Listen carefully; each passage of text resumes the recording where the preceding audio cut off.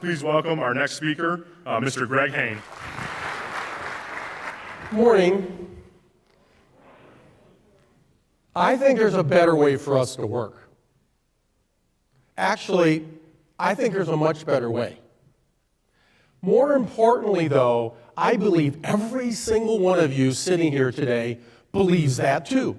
Even the most jaded roofing contractor, someone that would never dream of coming to something like Best of Success, gets up regularly and says, man, there's got to be a better way. Well, there is. And I'd like for you to look at the ideas I'm going to be sharing with you today as a path that you can begin to walk down. So as I was preparing this talk, I got to thinking about this, and I said, let's see, talking about a better way to work. Ooh, that sounds kind of good, doesn't it? And then let's see, a path to walk down. And by the way, as you're going to see, this is a proven path that people are already going down, and that sounds pretty good too. It also makes me sound like a little bit like a late-night televangelist or a politician. So I understood that one of the things I needed to do was to find a way to make this very real, very practical, and very specific for each and every one of you. So we are going to start with the workshop. I want everybody to turn to page 21 in their book if you've not already turned there yet. And at the top, it says multiply 269 by the number of employees you had at the end of last year. Do that now. When you find out what this number is, if you've not done the math, you're going to do the math immediately. Then, after you finish that, you're allowed to use your phones as calculators if you've forgotten how to multiply. Then I want you to make a list of at least 3 initiatives, things that could make a real difference in your company that you have already thought of, but you haven't been able to get them done yet. Maybe you were at Best of Success last year. You heard a great presentation. You say, oh man, if I would do that, it'd make a difference in my company, and it would. But you didn't get it done. Put it on the list. Maybe you're a commercial contractor and you decided that you want to move from doing so much new construction to more re-roofing. But you look at your percentages over the last 3 or 4 years, they haven't changed. You're not getting it done. Put it on the list. Right now. To the degree that you invest in this, you'll get value for this. I am going to help you today with everything that goes on that list. Okay? If you come up with more than 3, write 4, write 5. Think big. Write legibly, so that you can take whatever these notes are and you can go back to your office and share it with your business partner or spouse and they can read the words. I don't need paragraphs. It's enough to say more re-roofing, less new construction. But you have to have enough words that 6 months from now you know what you were talking about. As you're writing, I'm going to continue to talk. Some of you know me, and I know some of you. If there's better ways to work, that means that sometimes what we're doing isn't all that resourceful. I have a couple of stories I'm going to share. Some of you are going to be sitting there going, oh, he's talking about me. And that actually may be true, but I'm probably talking about a person sitting on either side of you. The examples I've got to share here today are pretty much, as far as I'm concerned, endemic within our industry. So I'm not violating any confidences. Also, I'm going to be referring to a variety of things today, and when you go to the Best of Success website and download the presentations, if you choose to download mine, at the end of my presentation is a series of reference materials that come off, and it's long enough that it actually has a table of contents.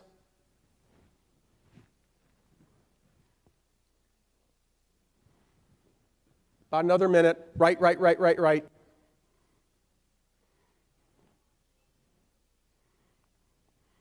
Okay, I'm going to suggest that you might want to have other things that you're going to put on this list before the weekend is over, or the day is over.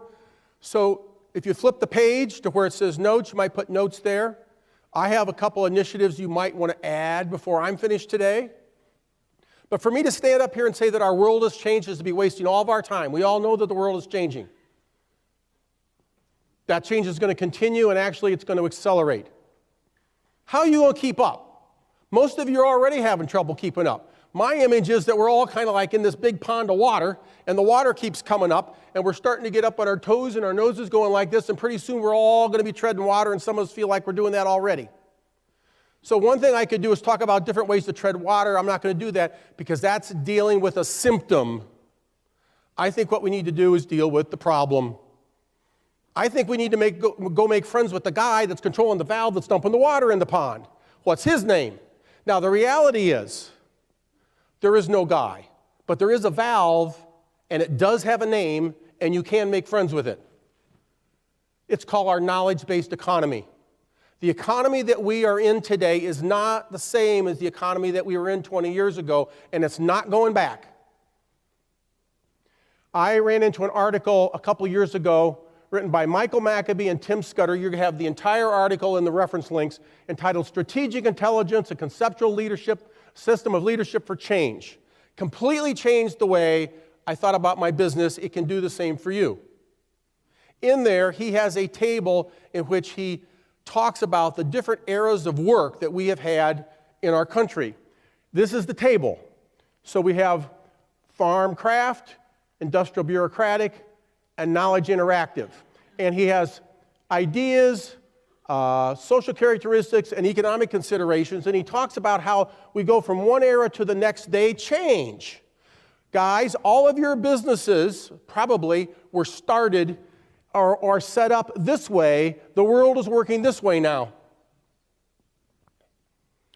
So,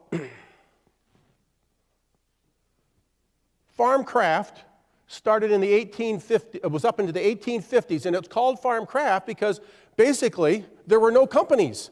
There were farms and there were small personal businesses like the blacksmith.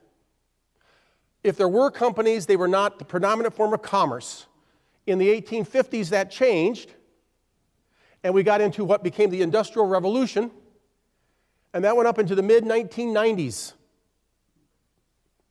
It's called that because we had the Industrial Revolution, and large companies came into being, and the production of goods and assembly lines and so forth and so on became the predominant ways of doing business. In the 1990s, that changed. In the 1990s, there was a shift.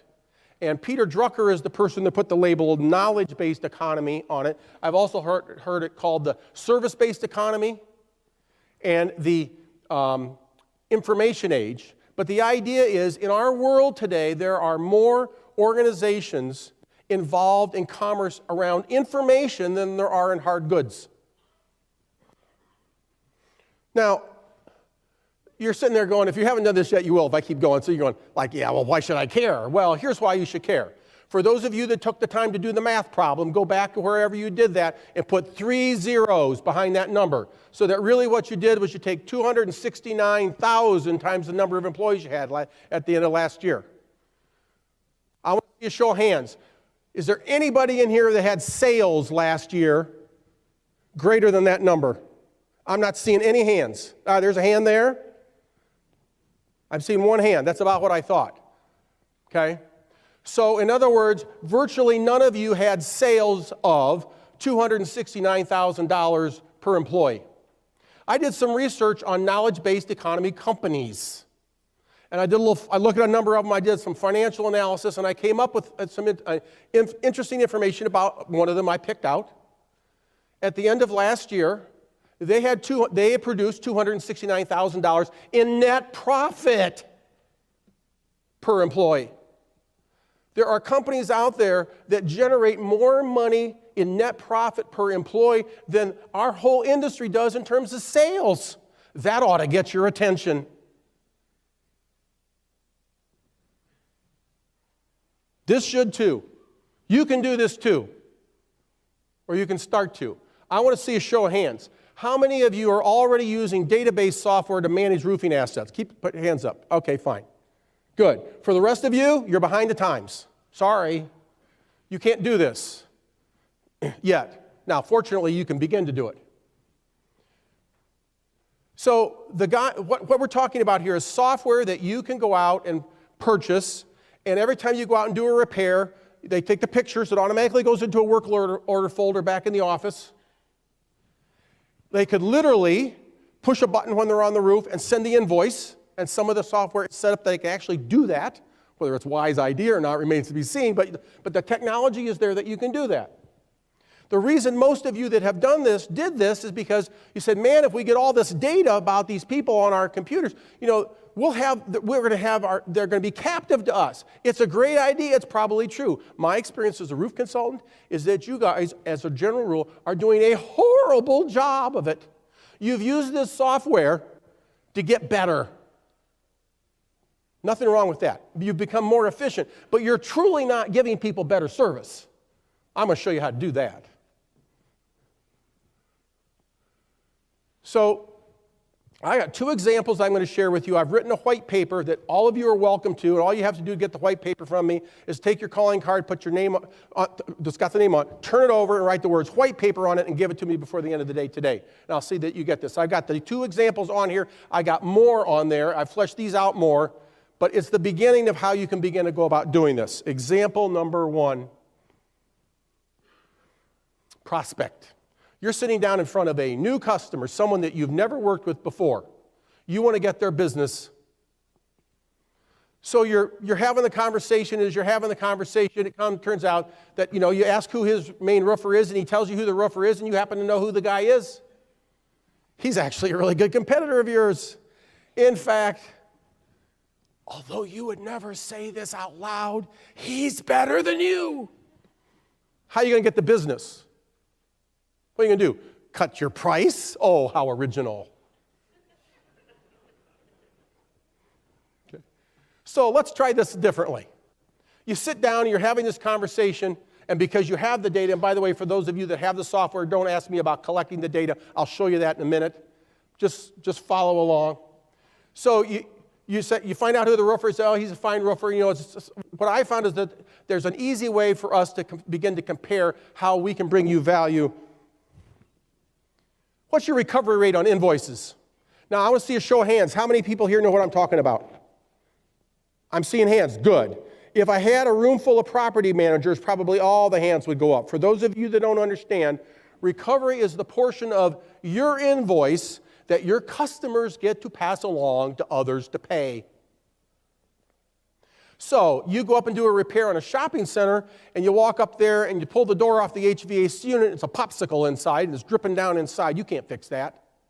So you put the door back on. You turn around and send a bill to the property manager for $450, and then he turns around and he sends a little letter to his tenant and says, the HVAC equipment is your responsibility. Here's the $450, and they pay him, and he recovers your invoice. You now become free. So you say to him, when we go up on a roof and do repairs, we categorize the repairs that we make.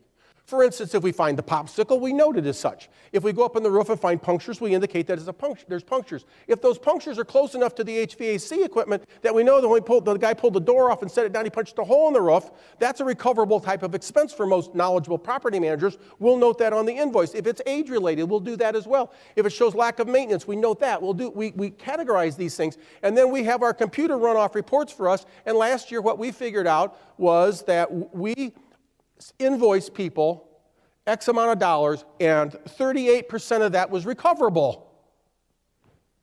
I'm just curious, how much did your roofer recover for you? Do you think this might get somebody's attention? I can guarantee you that it's almost impossible that I'm not aware of a single contractor in the country that is actively doing this on behalf. I have an owner that is on track to recover $100,000 this year because our roofers go out, the ones that my clients use, and they document well. We make sure they do. They indicate these sorts of things to us, or we discern them from them off the invoices. Do you think this might help you get the work? Do you think this might help this conversation about, what's your hourly rate become less important? When maybe you're going to give them back $38,000 on $100,000 worth of invoices? This is how you leverage data. An existing customer. Okay, let's talk about how to get more work out of them. We have a shopping center in honor of this place. I've called it Wigwam Commons. You call the asset manager on the phone, and by the way, if he's calling you on the phone, you failed. Because you've got his data. You should know more about what's going on, because he never gets up on that roof. You guys do. You call him on the phone, I need to talk with you. You go sit down and you say, are you aware that so far this year we spent $12,000 at Wigwam? And maybe he is and maybe he isn't. You go, okay. So then you say, when we go up on a roof, we categorize repairs, and you go through that spiel I just went through. But one of the points you emphasize is, and then when we go up on the roof and we find things that show lack of maintenance, such as pitch pans that need to be filled, storm collars need to be caulked, caulking on termination bars, gutter splices that are leaking, so forth and so on that you send us out there for, we note that on the invoice. And what we have noticed, because we had our computer print this stuff out for us, is that so far this year, 2 of every $3 you've spent on this roof has been for things that could lend themselves to maintenance. Are you aware that earlier this year we gave you a proposal for $3,800 to do all that? Now, and he probably isn't, he probably forgot, but if you had paid that, you would have saved $4,200 so far. Now, the year's not over yet. You think this will get their attention? Would you like to see, sir, would you like to see how we can help you with this on other properties? Now, for those of you that don't care much about service, doing repair work is generally speaking more profitable than doing on percentage basis than doing new roofs, but doing preventative maintenance is way more profitable than just fixing leaks. So these are 2 examples. If you want to have these fleshed out again and have others, I've got others, just give me your calling card with the white paper on the back. I'll be glad to do that. So how do you collect this data? Well, first of all, you don't do this in the office. I actually have a contractor that's starting to do this. He went through and did it by hand. It took him, I was having breakfast with him this morning. He's sitting back there. And he said that all in all, it took him about 8 hours to do this on one shopping center over 5 years. Yeah, you can't do that. The computer can. So when you go out in the field, you have a field app. And on the field app, you're going to have some sort of a checklist. Kind of looks like this. Now, I picked these categories simply because these categories fit what we've just talked about, but if you read the white paper, there's a few more categories. Right? So punctures near equipment, punctures not near equipment. Why? Because if they're near equipment, they're recoverable. Age-related or other non-roof leaks, recoverable often, so forth. So, example. You caulk 2 rain collars. Okay, the guy, the tech goes up there, he puts a 2 right there, puts zeros there, he's done. Takes 2 seconds. Another example. An HVAC door fell off and made a hole in the roof. Well, you're up there because it rained and the water is pouring in because the door was off, so you put the door back on. Okay, that's a 1. And you nicked the roof, so you put a patch on there, that's near the equipment, that's 1. That's how you collect data. Now, there's lots of different software out there. And I know that there's one system out there now that already does this. It's already set up. I talked with another vendor this morning who's here. He came up to me. He said, Greg, I know what you're going to be talking about. And he said, we will write this.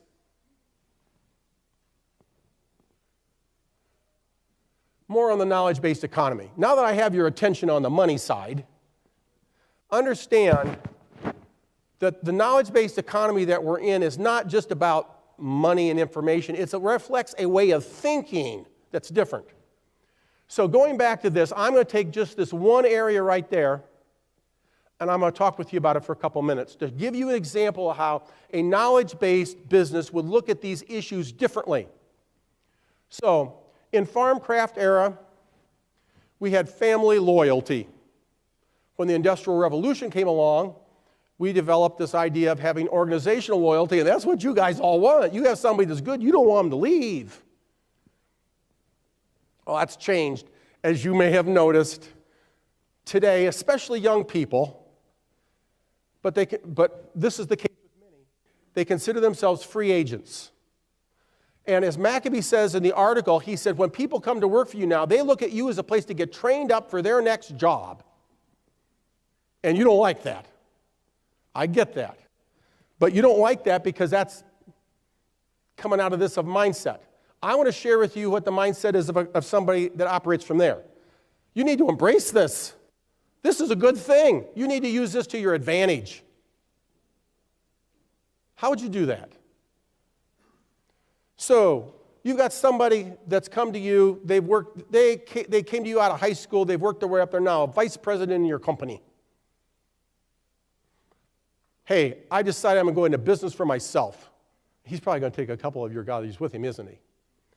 What happens? Now, Some of you, because I know this has happened, some of you get mad, you feel betrayed, you've taught him everything you know, and you have, okay? For him to do that, and there's this very heated conversation that ensues, and he leaves unhappy, you're unhappy, there's profanity involved and all that kind of stuff, and you fire him on the spot. I'm going to suggest there's a better way. I know of a couple contractors in different parts of the country that already do this. When somebody leaves, they help him. They say, we got a 40 square job here, a 30 square job here, you do it. Need a longer ladder? Come get it. If the guy's been doing a bunch of EPDM work and the job that you just dropped in his lap is a TPO job, if you've got the generator and the walker and the handguns out there not being used, you give it to him and you let him take them. And you don't charge him rent. You do everything you can to help him succeed. Now, most of them are going to fail, aren't they? And when that happens, guess what happens? Guess where they want to go to work? They want to go back to work for you. And when they do, they're a much better employee because now they've been on the other side of the desk and they know your problems. Okay? Now, some of them don't. Some of them may turn into be competitors of yours. I have news for you. They were going to do that anyway, whether you help them or not. So why not help the guy, help him succeed, and have a friend in the industry than have somebody that hates your guts or you hate his?